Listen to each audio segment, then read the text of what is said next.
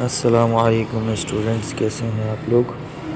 उम्मीद है खैरियत से होंगे। तो आज हमारा न्यू टॉपिक है स्टूडेंट्स एंडोप्लाज्मिक रेटिकुलम। तो हम पढ़ रहे हैं अभी सेल ऑर्गेनल्स, यानी सेल के अंदर जो ऑर्गेनल्स हैं उनको वन बाय वन हम स्टडी कर रहे हैं। न्यूक्लियस हमने पढ़ लिया, साइटोस्केलेटन, साइटोप्लाज्म, माइटोकॉन्ड्रिया। आज बात करते हैं एंडोप्लाज्मिक रेटिकुलम की। तो स्टूडेंट्स, एंडोप्लाज्मिक रेटिकुलम ये आप यहाँ देख रहे होंगे, ये स्ट्रक्चर है एंडोप्लाज्मिक रेटिकुलम का। ये न्यूक्लियस है, ये न्यूक्लियस का न्यूक्लियर इन्वेलप उसी के बिल्कुल साथ जो अटैच्ड है। इसको यहाँ जूम करके दिखाया है आप लोगों को, यहाँ जो ये लेयर को यहाँ जूम करके। तो याद रखें, endoplasmic reticulum is organelle found in eukaryotic cells only.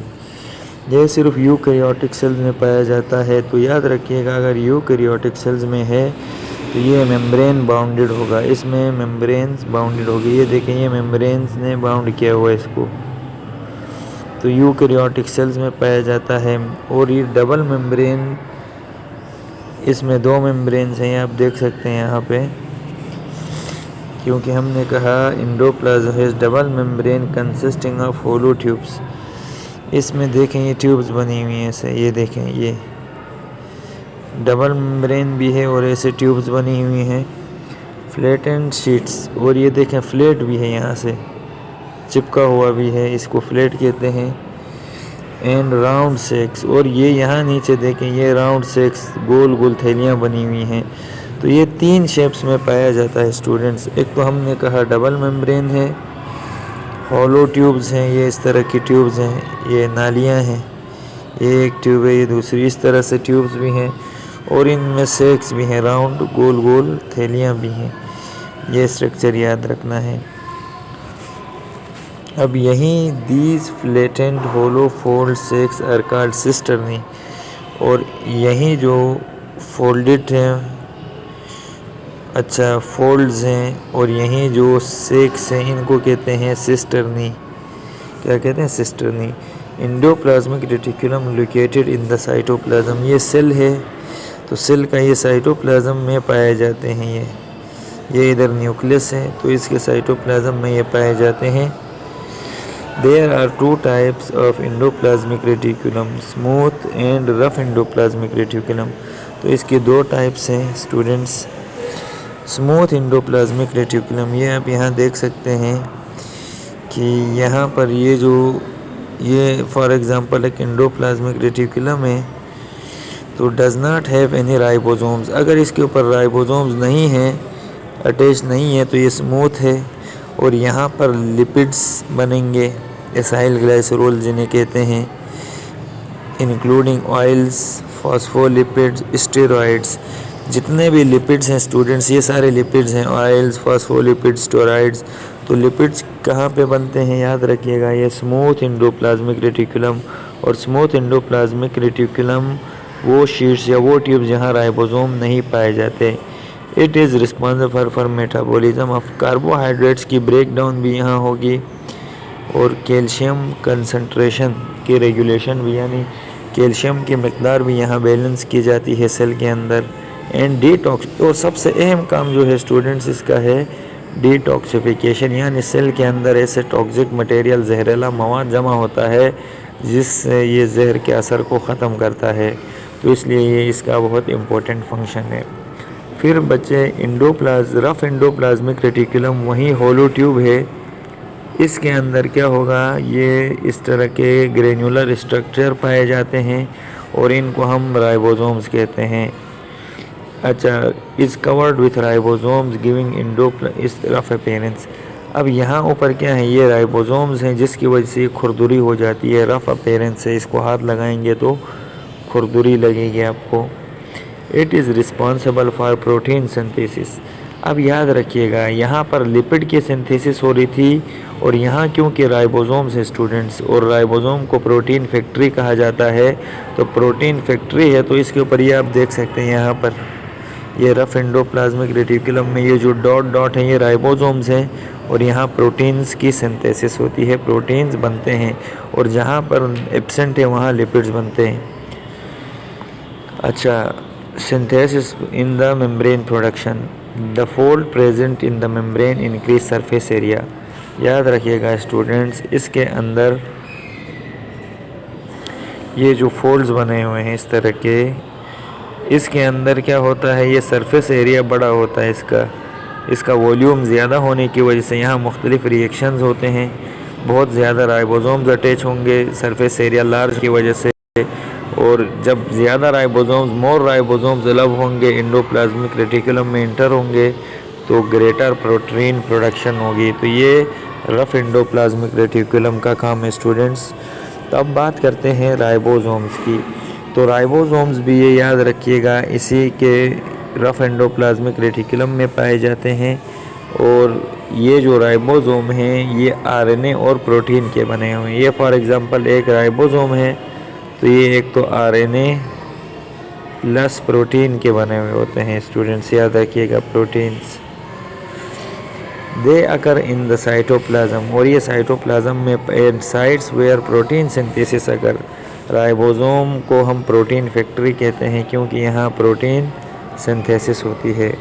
अब याद रखिएगा स्टूडेंट्स, अक्सर ऐसा होता है राइबोसोम्स या तो सिंगल होंगे या हो सकता है साइटोप्लाज्म में, या ग्रुप्स, या तो बहुत सारे इस तरह मिले हुए होंगे ग्रुप्स में राइबोसोम्स, या तीसरी कंडीशन क्या है, अटैच टू एंडोप्लाज्मिक, या इस तरह से यहाँ रफ एंडोप्लाज्मिक रेटिकुलम के साथ अटैच होते हैं। सिंगली भी पाए जाते हैं ग्रुप्स में भी, और अटैच भी पाए जाते हैं रफ एंडोप्लाज्मिक रेटिकुलम में। तो ये इसकी फॉर्मेशन है, दस फॉर्मिंग रफ, और इस तरह से इसी को रफ एंडोप्लाज्मिक रेटिकुलम कहते हैं। अब आते हैं स्टूडेंट्स गोल्जी बॉडी। ये भी एक ऑर्गेनल है जो कि अंदर पाया जाता है। अच्छा, ये आप देख सकते हैं, इसको हम कहते हैं गोल्जी बॉडी। क्या कहते हैं, गोल्जी बॉडी। अब इसका नाम गोल्जी बॉडी क्यों पड़ा था, क्योंकि ये इटली के एक फिजिशियन थे कैमेलियो गोल्जी, इन्होंने पहली बार गोल्जी बॉडी को सेल के अंदर डिस्कवर किया। It was one of the first organelle to be discovered. ये सबसे पहले डिस्कवर हुआ और डिस्क्राइब्ड और डिटेल में इसके बारे में पहले पता चला। अब आप सोचेंगे क्यों इसके बारे में पता चला, याद रखिएगा क्योंकि इट इज़ लार्ज साइज़, इसका साइज़ बहुत बड़ा है। अब बड़े होने का फ़ायदा क्या हुआ, it is easier to observe, इसको देखने में आसानी हुई। अब इसके फंक्शंस याद रखें, प्रोटीन को ये ट्रांसपोर्ट करेगा गोल्जी बॉडी में। ये यहाँ से देखें, प्रोटीन से ये थैली वेजिकल्स बन के गोल्जी बॉडी में आएंगे। गोल्जी बॉडी फिर इसको सिंथेसाइज करेगा और रिक्वायर्ड सेल तक यहाँ से क्या करेगा, ये देख सकते हैं यहाँ पहुँचाएगा। तो इसका काम ये है ट्रांसपोर्ट करना, किसको, प्रोटीन्स को। Golgi body sorting organelle of the cell, तो ये ऑर्गेनल है सेल का। इसमें क्या होता है, फ्लैट मेम्ब्रेन बाउंडेड सेक्स। ये देखें स्टूडेंट्स, यहाँ पर ये हमारी गोल्जी बॉडी है और यहाँ ये देखें थैलियाँ हैं, सेक्स फ्लैटेंड सेक्स या सेक्रेटरी वेजिकल्स इसमें पाए जाते हैं, जो कि बाहर क्या होते हैं, ट्रांसपोर्ट होते हैं। ये पूरा गोल्जी आपरेटस भी कहते हैं या गोल्जी बॉडी भी कहते हैं। और ये सिस फेस कहलाता है, और ये सिस्टर्नी कहलाता है, और ये ट्रांस फेस कहलाता है, सिस्टर्नी। अच्छा, तो ये देखिए स्टूडेंट्स, तो इन्हीं फ्लैटेंड सेक्स गोल जो थैलियाँ हैं इन्हीं को सिस्टर्नी कहते हैं। The cisternae with in the Golgi body consist enzymes. इन्हीं सिस्टर्नी थैलियों में एंजाइम्स हैं जो पैकेज करती हैं प्रोडक्ट ऑफ गोल्जी बॉडीज़ की पैकिंग यहाँ पे होती है। ट्रांसपोर्ट और पैकिंग, ये दो काम गोल्जी बॉडी में होते हैं। Protein transported from rough endoplasmic reticulum to the Golgi body, Golgi protein modified and package into vesicles.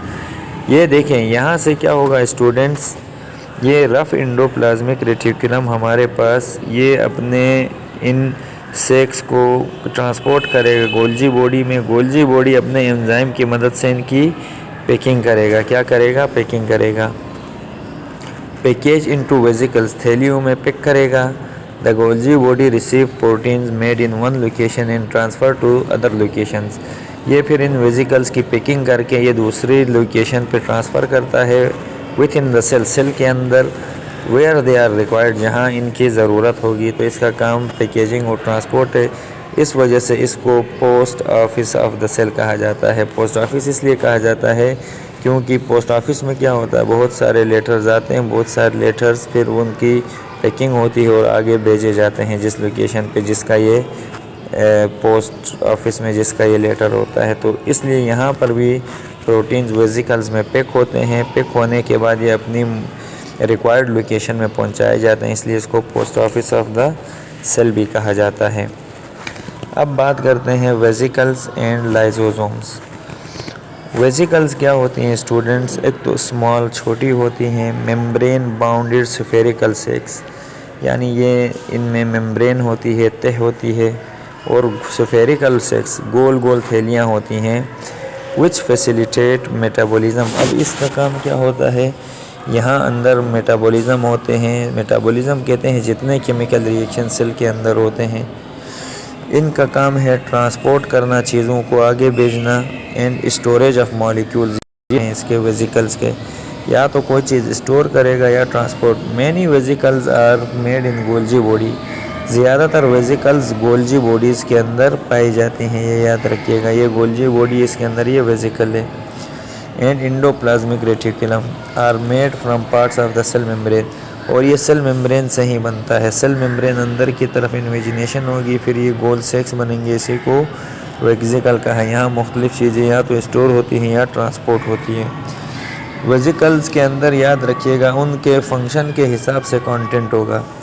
कहीं प्रोटीन बनाने हैं तो राइबोसोम्स है तो प्रोटीन बनाएंगे, इसी तरह अमाइनो एसिड्स के अंदर हैं तो ये प्रोटीन बनेगा। अच्छा, शुगर्स हैं तो कार्बोहाइड्रेट्स। ये कंटेंट फंक्शन के हिसाब से इनका चेंज होता है। कुछ ट्रांसपोर्ट वेसिकल होते हैं जो मॉलिक्यूल्स को within the cell transport करते हैं। अब बात करते हैं लाइसोसोम्स की। तो लाइसोसोम्स भी गोल्जी बॉडी में पाए जाते हैं और ये पावरफुल डाइजेस्टिव एंजाइम है। याद रखिएगा स्टूडेंट्स कि इनमें सेल को डाइजेस्ट करने की सलाहियत होती है।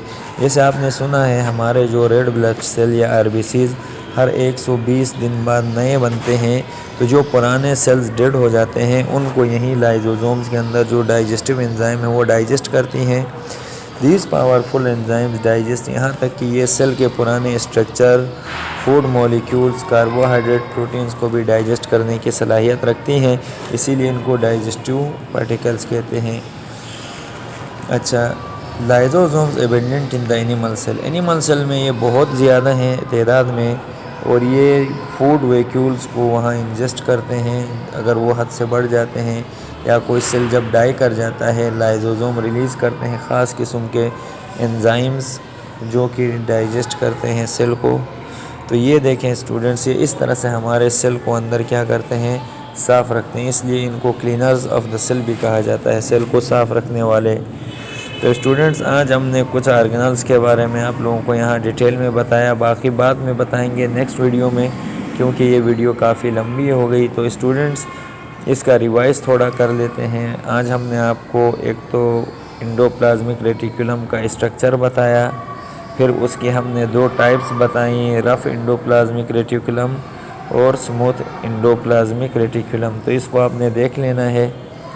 फिर उसके बाद हमने आपको स्मूथ और रफ़ इंडोप्लाज्मिक रेटिकुलम का स्ट्रक्चर भी बताया इसका, और फंक्शन भी बताया। फिर राइबोसोम्स बताया कि ये राइबोसोम्स कहाँ पाए जाते हैं, इनका क्या काम है।